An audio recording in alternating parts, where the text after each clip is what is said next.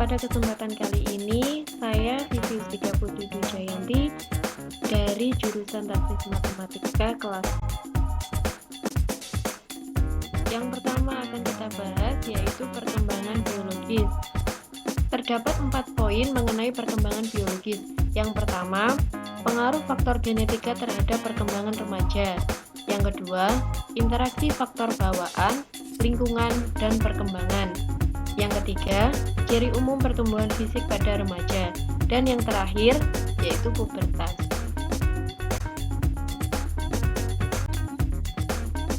Selanjutnya yaitu pengaruh faktor genetika terhadap perkembangan remaja.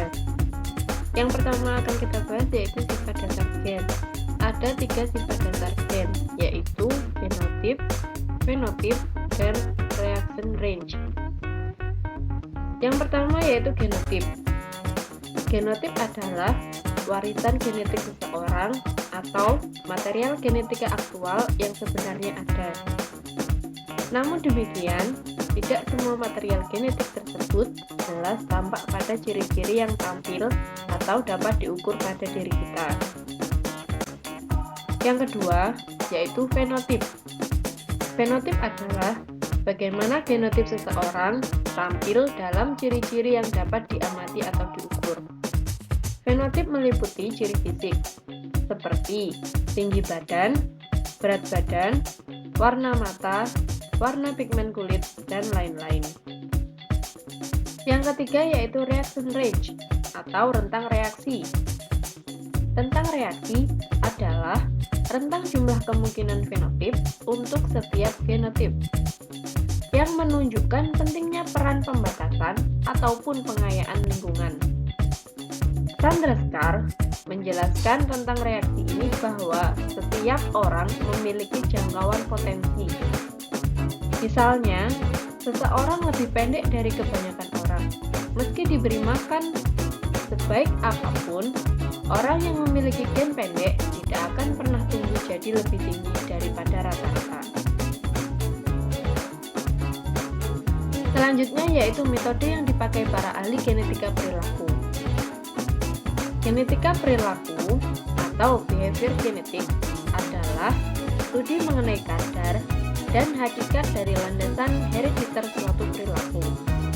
Para ahli genetika perilaku berasumsi bahwa perilaku ditentukan oleh interaksi antara faktor herediter dan lingkungan. Untuk mempelajari pengaruh faktor herediter para perilaku, para ahli genetika perilaku sering memakai penelitian mengenai anak kembar atau adopsi. Yang pertama yaitu twin study atau penelitian mengenai anak kembar. Kesamaan perilaku anak kembar identik diperbandingkan dengan kesamaan perilaku anak kembar fraternal. Kembar identik atau identical twins tumbuh dari satu sel telur yang dibuahi menjadi 2 replika yang identik, masing-masing menjadi satu anak. Kembar fraternal atau fraternal twins berkembang dari satu sel telur yang berbeda dan sperma yang berbeda, sehingga secara genetis keduanya kurang mirip satu sama lain dibandingkan dengan kembar identik. Yang kedua yaitu adoption study atau penelitian adopsi. Peneliti berusaha menemukan apakah perilaku dan ciri psikologis anak yang diadopsi lebih mirip dengan ciri orang tua angkat yang menyediakan lingkungan rumah bagi mereka, atau lebih mirip dengan orang tua biologis mereka yang menyumbangkan faktor bawaan. Penelitian adopsi lainnya dapat dilakukan dengan membandingkan kakak beradik hasil adopsi dengan yang baru. Yang ketiga yaitu temperamen.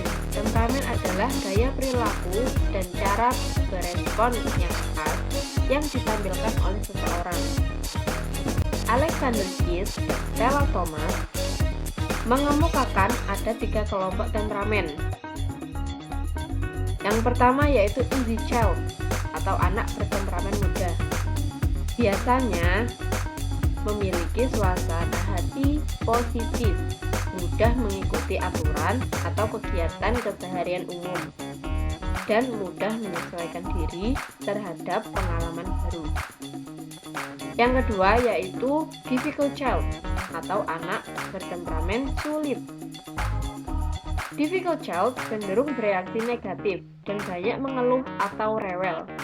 Kegiatan rutin kesehariannya tidak teratur dan lambat menyesuaikan diri dengan pengalaman baru. Anak bertemperamen lambat atau slow to warm up child menunjukkan tingkat kegiatan yang rendah, agak bereaksi negatif, penyesuaian diri agak lambat, dan suasana hati dalam intensitas yang rendah.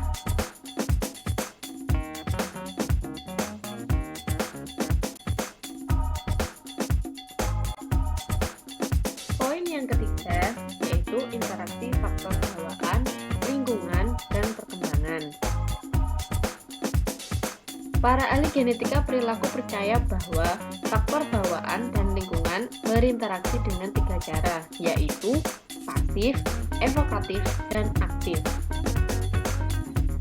Yang pertama yaitu interaksi genotip pasif dengan lingkungan.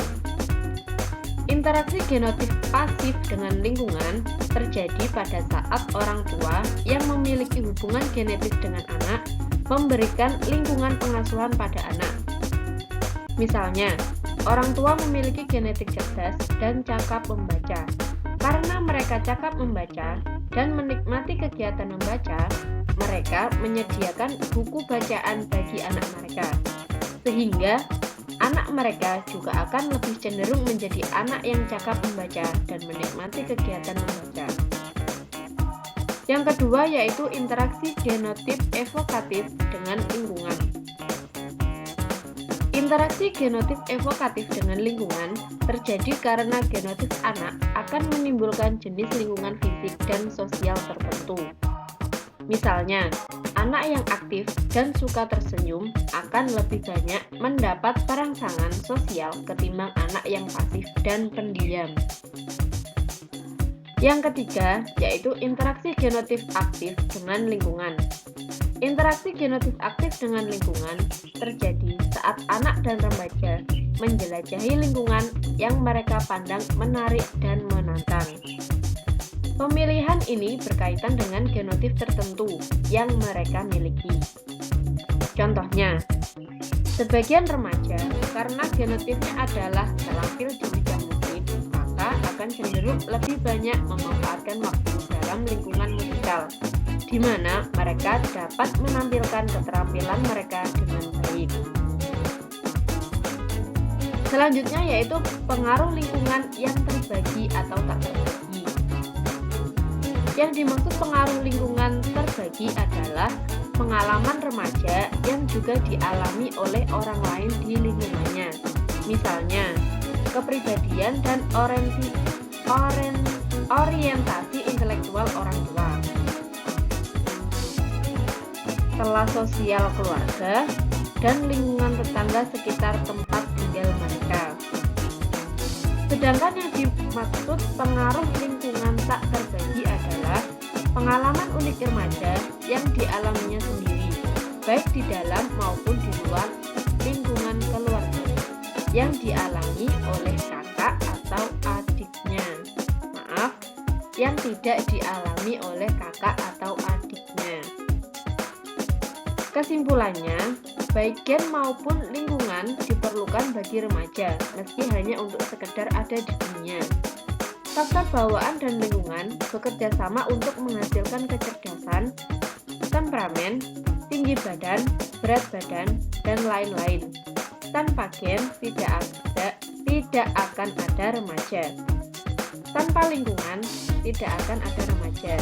Jadi, keduanya saling berkaitan.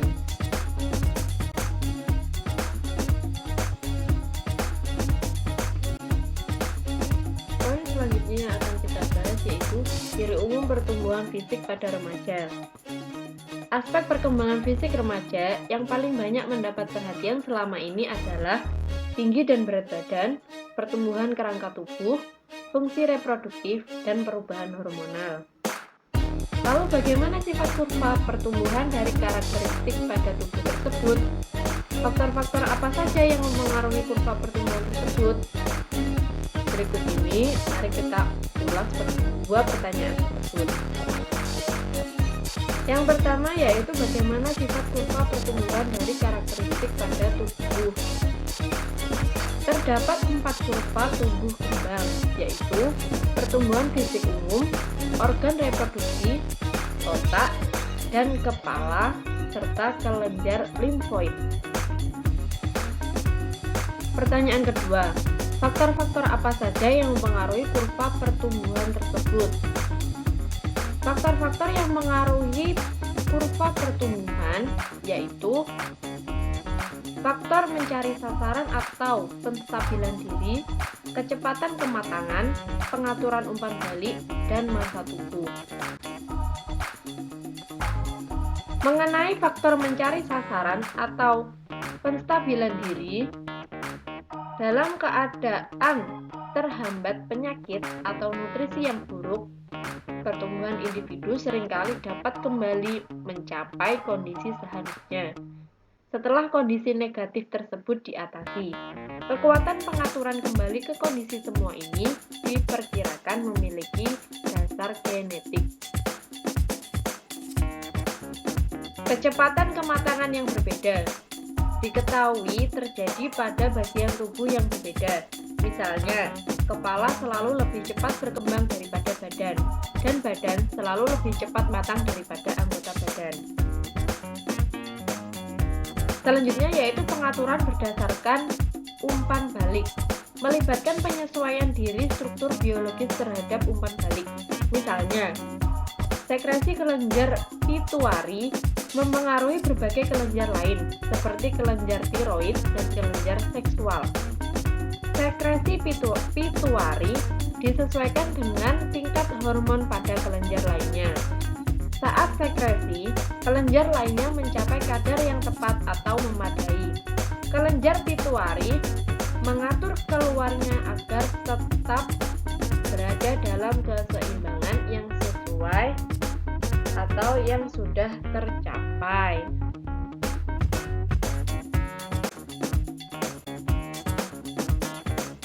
Poin terakhir yang akan kita bahas pada perkembangan biologis yaitu pubertas. Yang pertama yaitu batasan dan determinan pubertas. Pubertas adalah perubahan cepat pada kematangan fisik yang meliputi perubahan tubuh dan hormonal yang terutama terjadi selama masa remaja awal. Faktor-faktor yang berperan dalam terjadinya pubertas adalah faktor genetik, faktor massa tubuh, dan faktor mutu makanan. Yang kedua yaitu perubahan hormonal. Hormon adalah suatu substansi kimiawi berkekuatan besar yang dikeluarkan oleh kelenjar endokrin dan dialirkan ke seluruh tubuh melalui pembuluh darah. Peran sistem endokrin pada masa pubertas melibatkan interaksi hipotalamus, kelenjar pituitari, dan kelenjar gonad. Dua jenis hormon utama yang penting dalam perkembangan pubertas adalah androgen dan estrogen. Androgen adalah jenis utama hormon seks laki-laki, dan estrogen adalah jenis utama hormon perempuan. Yang ketiga yaitu perubahan fisik. Di antara perubahan fisik yang terjadi, yang paling tampak nyata semasa pubertas adalah meningkatnya tinggi dan berat badan, serta kematangan seksual.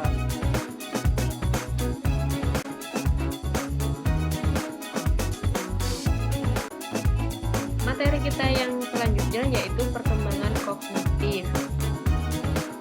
Yang akan kita bahas pada perkembangan kognitif yaitu mengenai pandangan Piaget tentang perkembangan kognitif dan pandangan Brunner tentang perkembangan kognitif.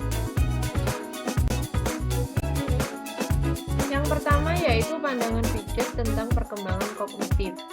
Jean Piaget adalah pakar psikologi dari Swiss yang hidup dari tahun 1896 sampai 1980. Pada awalnya, Piaget lebih tertarik meneliti tentang perkembangan kognitif pada manusia. Piaget berpendapat bahwa anak-anak membangun sendiri secara aktif dunia kognitif mereka. Informasi tidak sekedar dituangkan ke dalam pikiran anak lewat lingkungan. Anak-anak menyesuaikan pikiran mereka untuk meliputi gagasan-gagasan baru. Proses ini selalu dikenal dengan istilah asimilasi dan akomodasi. Asimilasi terjadi ketika seseorang menggabungkan informasi baru ke dalam pengetahuan yang sudah dimilikinya. Sedangkan akomodasi terjadi ketika seseorang menyesuaikan dirinya terhadap informasi baru. Piaget menskemakan perkembangan kognitif menjadi 4 tahap, yaitu tahap sensorimotorik, tahap preoperasional, tahap operasional konkret, dan tahap operasional formal. Yang pertama yaitu tahap sensorimotorik. Tahap sensorimotor yang berlangsung sejak masa bayi sampai sekitar usia 2 tahun adalah tahap pertama dalam teori Piaget. Pada tahap ini, bayi membangun pemahamannya akan dunia dengan mengkoordinasikan pengalaman inderawinya, misalnya dengan melihat dan mendengar, dengan gerakan fisik motor, sehingga disebut sensorimotor. Yang kedua yaitu tahap preoperasional. Tahap preoperasional yang berlangsung dari usia sekitar 2-7 tahun adalah tahap perkembangan kedua Piaget. Dalam tahap ini, anak mulai menggambarkan dunia dengan kata-kata, bayangan, atau gambar. Yang ketiga yaitu tahap operasional konkret. Menurut Piaget, operasi adalah hubungan-hubungan logis di antara konsep-konsep atau skema-skema. Sedangkan operasi konkret adalah aktivitas mental yang difokuskan pada objek-objek atau peristiwa-peristiwa nyata atau konkret dapat diukur. Yang terakhir yaitu tahap operasional formal. Ditinjau dari perspektif teori kognitif Piaget, maka pemikiran masa remaja telah mencapai tahap pemikiran operasional formal, yakni suatu tahap perkembangan kognitif yang dimulai kira-kira 11 atau 12 tahun dan terus berlanjut sampai remaja mencapai masa tenang atau dewasa. Pada tahap ini, anak sudah mulai berpikir abstrak dan hipotesis. Pada masa ini, anak sudah mampu memikirkan sesuatu yang akan atau mungkin terjadi, sesuatu yang abstrak. Di samping itu, pada tahap ini remaja juga sudah mampu berpikir secara sistematik. Remaja telah mampu memikirkan semua kemungkinan secara sistematik untuk memecahkan masalah. Mereka juga memiliki kemampuan berpikir alternatif, sehingga kemungkinan menyelesaikan masalah yang mereka hadapi lebih beragam.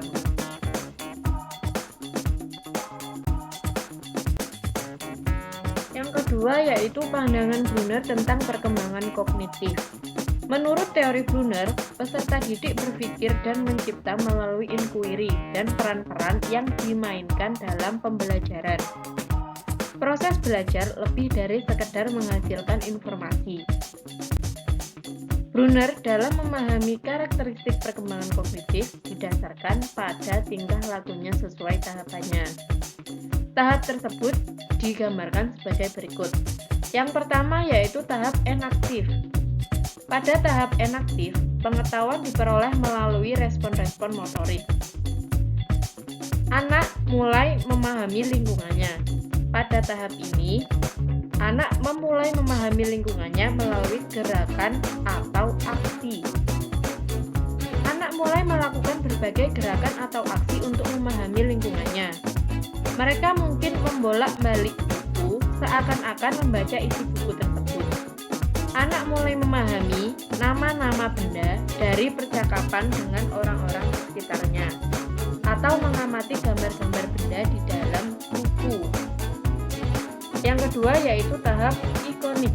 Pada tahap ikonik, pengetahuan lebih banyak berasal dari gambaran imajinatif. Anak membawa informasi yang didapatnya melalui imajinari. Karakteristik tunggal pada objek yang diamati dijadikan sebagai pegangan, dan pada akhirnya anak mengembangkan memori visual. Misalnya, anak-anak melihat gambar orang. Berdasarkan pengamatannya, orang memiliki bagian-bagian tubuh.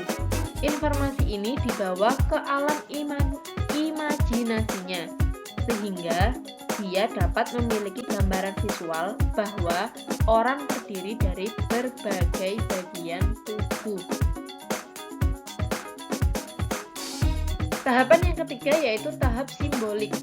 Pada tahap ini, pengetahuan lebih banyak berasal dari kata-kata yang berubah-ubah, simbol matematika, dan simbol sistem. Remaja mampu menyusun gagasannya secara padat. Pada tahap ini, anak sudah memahami simbol, sehingga mereka sudah dapat memaknai sebuah simbol. Brunner menyatakan anak-anak akan belajar dengan baik jika pembelajaran yang dilakukan bermakna dan relevan dengan hidup anak.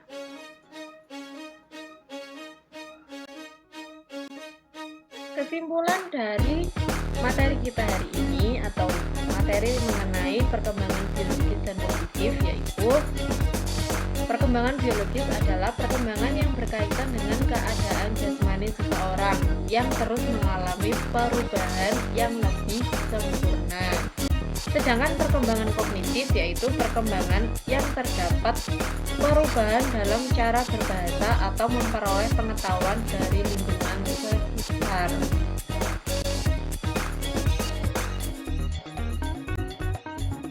Mungkin itu saja yang dapat saya sampaikan. Semoga bermanfaat untuk kita semua. Ada kurang lebihnya saya mohon maaf. Wallahu muwaffiq ila aqwamit thoriq. Wassalamualaikum warahmatullahi wabarakatuh.